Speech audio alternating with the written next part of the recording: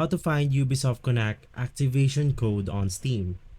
This is a step-by-step guide so you will be able to follow easily. Now this is extremely simple. All you have to do is to open up your Steam account right here. And what's inside, you then want to navigate through library. Inside library, you then have to find the Ubisoft game that you want to activate.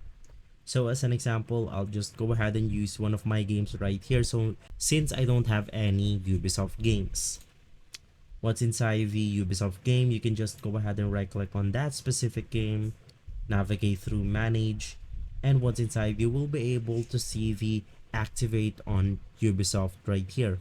Unfortunately, that is not available in my case since this is not a Ubisoft game and it is also not available on my region.